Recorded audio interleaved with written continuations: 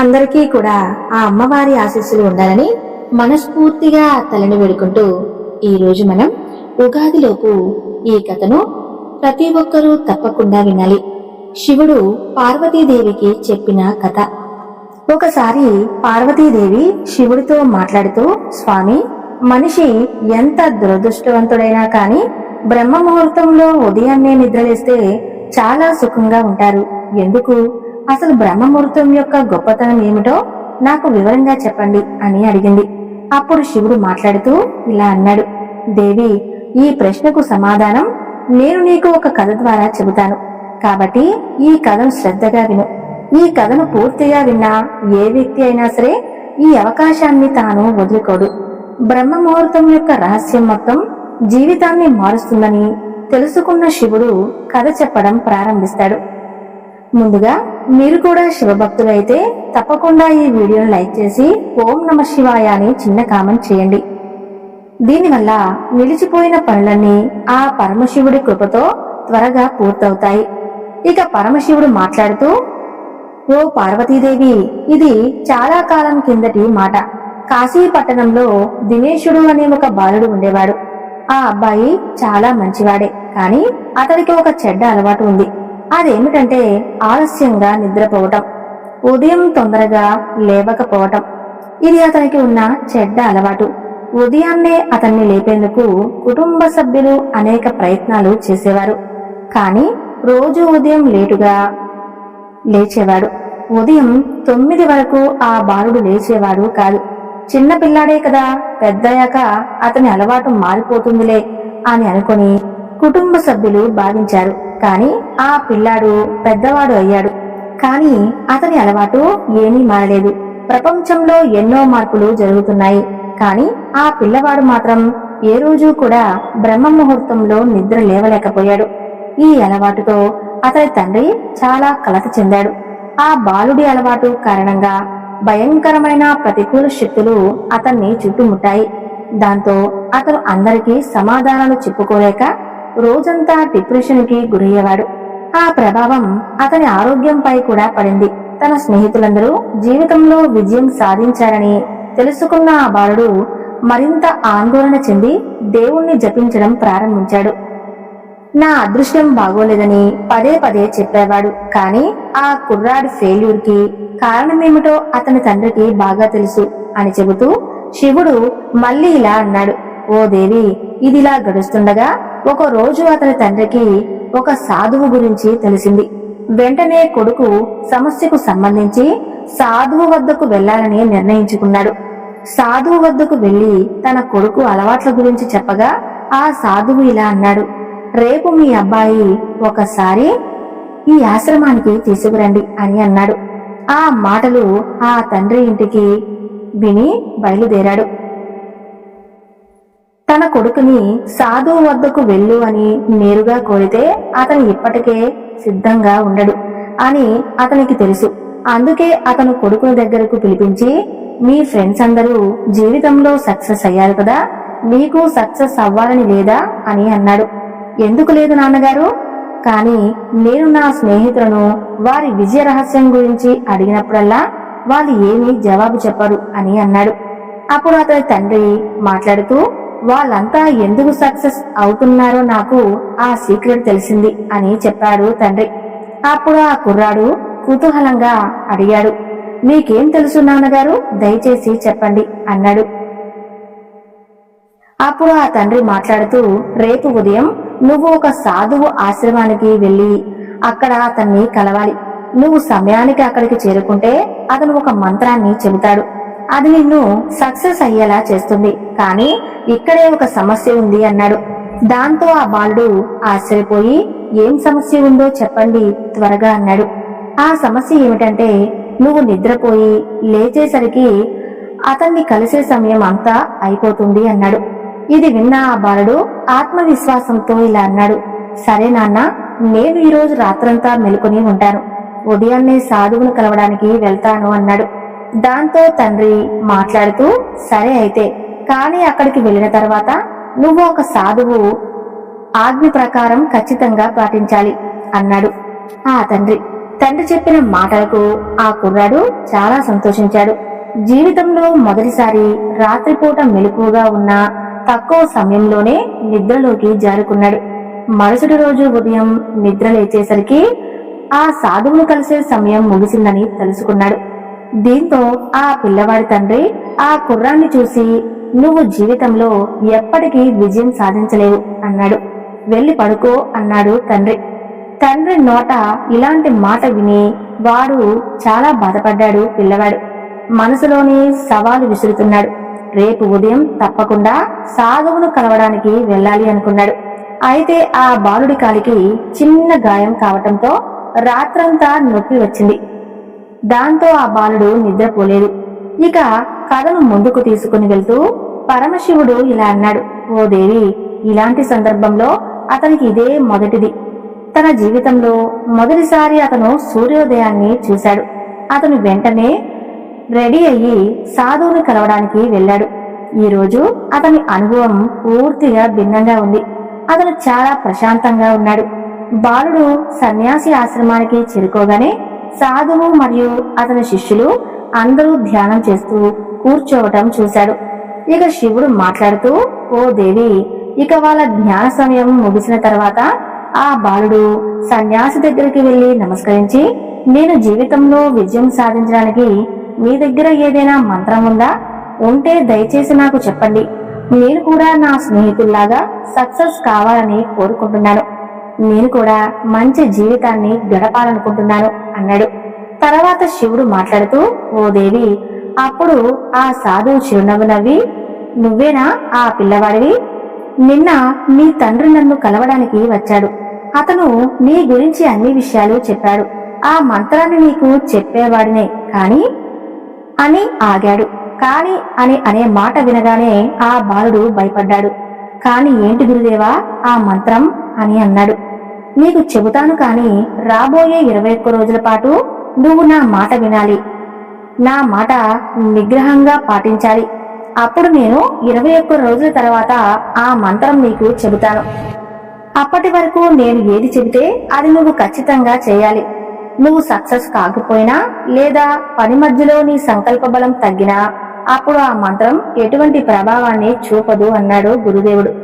అప్పుడు దృఢ సంకల్పంతో ఆ బాలుడు ఇలా అన్నాడు. మీ ఆజ్ఞని నేను అంగీకరిస్తున్నాను. రాబోయే 21 రోజులు నేను నీకు బానిసను. మీరు ఏది చెబితే అదే చేస్తాను. నేను కేవలం ఆ మంత్రం గురించి మాత్రమే తెలుసుకోవాలనుకుంటున్నాను అన్నాడు. ఇక పరమశివుడు మాట్లాడుతూ, ఓ దేవి, అప్పుడు ఆ సాధువు బాలుడితో, సరే, రేపటి నుండి దీని పని ప్రారంభమవుతుంది. నువ్వు ఈ ఆశ్రమంలో నివసిస్తావా అని అడిగాడు. ఇక ఆ బాలుడు ఆశ్రమంలో ఉండేందుకు అంగీకరించాడు. ఇక్కడ నివసిస్తున్నప్పుడు బ్రహ్మ ముహూర్తంలో నిద్రలేచి ఇతర శిష్యుల మాదిరిగా ధ్యానం చేయాలి. అదే సమయంలో ఆశ్రమ పనులు కూడా సాయం చేయాల్సి ఉంటుంది.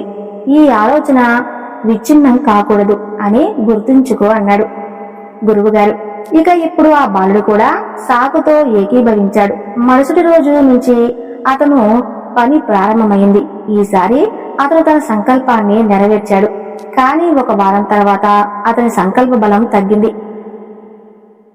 ఎందుకంటే అతను 8వ రోజు పొద్దుపోయే వరకు నిద్రపోయాడు. అతను నిద్ర లేవగానే నేను ఎంత తప్పు చేశాను అని అనుకున్నాడు. అలాగే ఏడుస్తూ సాధువు వద్దకు చేరుకుని, ఓ గురుదేవా, నా సంకల్పం విచ్ఛిన్నమైంది.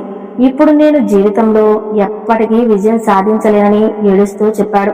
అప్పుడు ఆ సాధువు అతనికి నచ్చజెప్పి, మళ్ళీ ఒకసారి ప్రారంభించు అని సంకల్పం తీసుకోనాయనా అన్నాడు. అప్పుడు ఆ బాలుడు సాక్షాత్తు మాట్లాడుతూ, ఉదయాన్నే లేవాల్సిన అవసరం ఏముందని, ఇక్కడ ప్రజలందరూ ఇంత తొందరగా ఎందుకు లేస్తారు అని అడిగాడు. దీంతో సాధువు ఆ బాలుడికి నచ్చ చెబుతూ ఇలా అన్నాడు.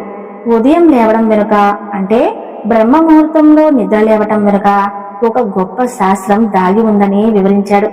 దాంతో ఆ కుర్రాడు మాట్లాడుతూ, దయచేసి నాకు దీని గురించి చెప్పండి అన్నాడు. దీంతో సన్యాసి మాట్లాడుతూ, నాయనా, రాత్రి సమయాన్ని 4 భాగాలుగా విభజించారు. ఇందులో మొదటిది రుద్రకాలం. ఈ సమయం సాయంత్రం 6 నుండి 9 గంటల వరకు ఉంటుంది. రెండవది రాక్షస కాలం. దీని సమయం రాత్రి 9 నుండి 12 గంటల వరకు ఉంటుంది. ఇక మూడవది గంధర్వ కాలం. దాని సమయం అర్ధరాత్రి 12 గంటల నుండి 3 గంటల వరకు ఉంటుంది. చివర్లో వచ్చేదాన్ని మనోహర్కలు అంటారు. ఈ సమయాన్ని బ్రహ్మ ముహూర్తం లేదా అమృతకాలం అని కూడా పిలుస్తారు. దీని సమయం తెల్లవారుజామున 3 గంటల నుండి ఉదయం 6 గంటల వరకు ఉంటుంది. యావత్ ప్రపంచంలోని ప్రతికూల శక్తులు అన్ని నిద్రాణ స్థితిలో ఉండే సానుకూల శక్తులు చురుకుగా ఉండే సమయం ఇది. బ్రహ్మ ముహూర్తం అంటే దైవ ముహూర్తం. బ్రహ్మ ముహూర్తం యొక్క అర్థం దేవతలు సంచరించే సమయమని చెబుతూ సాధువు ఇలా అన్నాడు. ఈ సమయంలో దేవతలు భూమిపై సంచరిస్తూ ఉంటారు. ఆ సమయంలో మేల్కొని మనుషులపై వారి యొక్క సానుకూల ప్రభావం పడుతుంది. బ్రహ్మ ముహూర్తం అనేది ఎలాంటి సమయం అంటే ఈ సమయంలో మనిషి యొక్క మనసు పూర్తిగా శూన్యంగా ఉండి ఏ విధమైన ఆలోచన లేకుండా ఉంటుంది. ఆ సమయంలో మనిషి తన పుస్తకాన్ని తెరిచి పాఠాన్ని అధ్యయనం చేస్తే దాన్ని ఎప్పటికీ మర్చిపోడు, అలాగే గుర్తుండిపోతుంది. జ్ఞానాన్ని అర్థం చేసుకోవటానికి మనం ప్రయత్నించే సమయం ఇది. ఈ కారణంగానే ఆశ్రమంలోని శిష్యులందరూ, ప్రపంచంలోని ఎందరో జ్ఞానులు బ్రహ్మ ముహూర్తంలోని నిద్రలేస్తారు. పురాతన కాలంలో కాంతి వనరులు లేనందున ప్రజలు తమ రోజును సూర్యాస్తమయంతో ముగించి సూర్యోదయంతో ప్రారంభించేవారు. ప్రకృతి అనుగుణంగా మనిషి బతికేవాడు. ఇది ఒక ప్రాచీనమైన పద్ధతి అని చెబుతూ పరమశివుడు మళ్ళీ ఇలా అన్నాడు. ఓ దేవి, అప్పుడు ఆ బాలుడు మాట్లాడుతూ, సరే గురువు గారు, నేను రేపటి నుండి మళ్ళీ నా సంకల్పాన్ని ప్రారంభిస్తాను.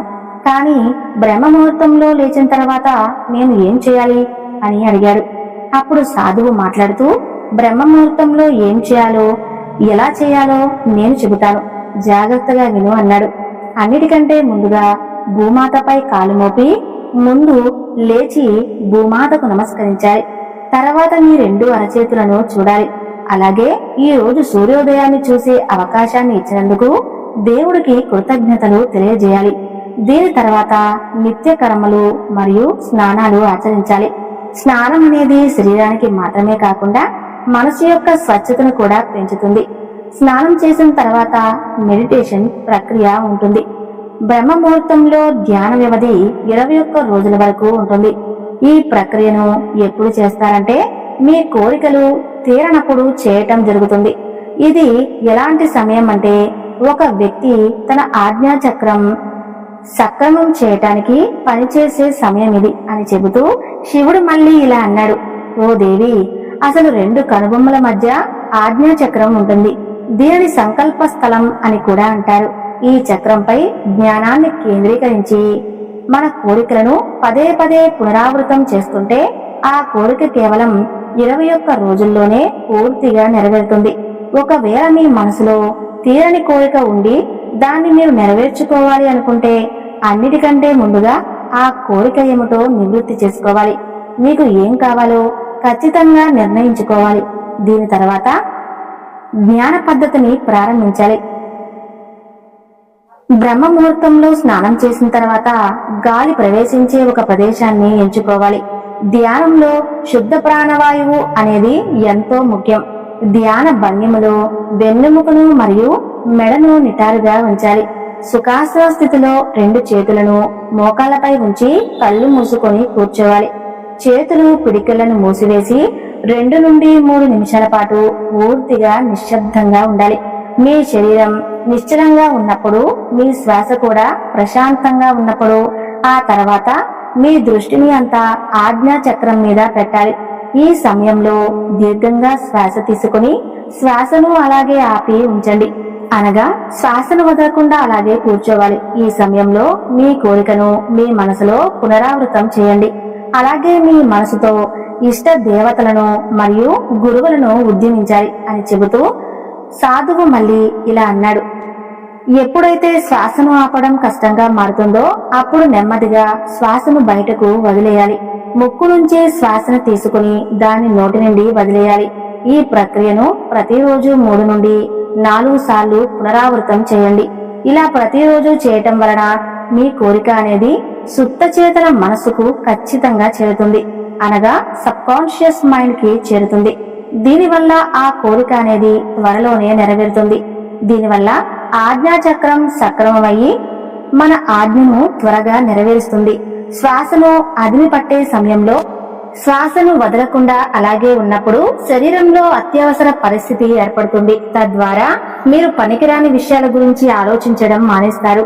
బ్రహ్మ ముహూర్త సమయంలో భగవంతుడి ప్రత్యేక అనుగ్రహం ఉంటుందని, ఈ సమయంలో ఎవరైనా ఒక వ్యక్తి తన కోరికను పునరావృతం చేస్తే వాళ్ళ కోరిక అనేది సాధ్యమైనంత త్వరగా నెరవేరుతుందని చెబుతూ శివుడు మళ్ళీ ఇలా అన్నాడు, ఓ దేవి, ఈ విధంగా ఆ సాధువు ఆ బాలుడికి బ్రహ్మ ముహూర్తం గురించి ప్రాముఖ్యతను వివరించారు.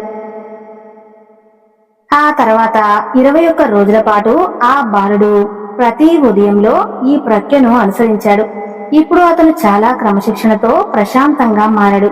ఎప్పుడైతే ఆ బాలుడు తన సంకల్పాన్ని పూర్తి చేశాడో అప్పుడు ఆ బాలుడు చాలా సంతోషంతో సాధువు దగ్గరికి వచ్చి, ఓ గురుదేవా, నేను 21 రోజుల దీక్షను పూర్తి చేశాను. ఇప్పుడు నాకు విజయం సాధించే మంత్రాన్ని కూడా చెప్పండి అన్నాడు. అప్పుడు ఆ సాధువు చిన్న చిరునవ్వు నవ్వి ఇలా అన్నాడు, గత 21 రోజులుగా నువ్వు చేస్తున్న నీ విజయ మంత్రం బ్రహ్మ ముహూర్తంలో నిద్రలేచి ప్రక్రియను సక్రమంగా చేసే వ్యక్తి జీవితంలో ఎప్పటికీ విఫలం కాలేడు. ఇప్పుడు నీకు బ్రహ్మ ముహూర్త రహస్యం పూర్తిగా తెలిసింది కాబట్టి ఇప్పుడు నువ్వు దీన్ని జీవితాంతం ఇలాగే సాధన చెయ్యి. అప్పుడు నీకు జీవితంలో లక్ష్యాలు విజయాలు రెండూ కూడా లభిస్తాయి అన్నాడు. దీంతో ఆ బాలుడు శాంతంగా కృతజ్ఞతలు తెలిపి జీవితాంతం బ్రహ్మ ముహూర్తం యొక్క నియమాలను పాటిస్తారని వాగ్దానం చేశాడు. ఇక పరమశివుడు మాట్లాడుతూ, ఓ దేవి, బ్రహ్మ ముహూర్తంలో ఏం జరుగుతుందో ఇప్పుడు నీకు అర్థమైందా అని అడిగాడు. అప్పుడు పార్వతీదేవి మాట్లాడుతూ, ఓ ప్రభు, ఇప్పుడు నాకు బ్రహ్మ ముహూర్తం గురించి పూర్తి జ్ఞానం లభించింది అని చెప్పి పార్వతీదేవి శివుడికి నమస్కరించి సెలవివ్వండి అని ప్రభుని కోరుకుంది. చూశారు కదండి. ఈ వీడియో మీకు నచ్చితే తప్పకుండా లైక్ చేసి మన ఛానల్ ను సబ్స్క్రైబ్ చేయండి. సర్వే జన సుఖినో భవంతు.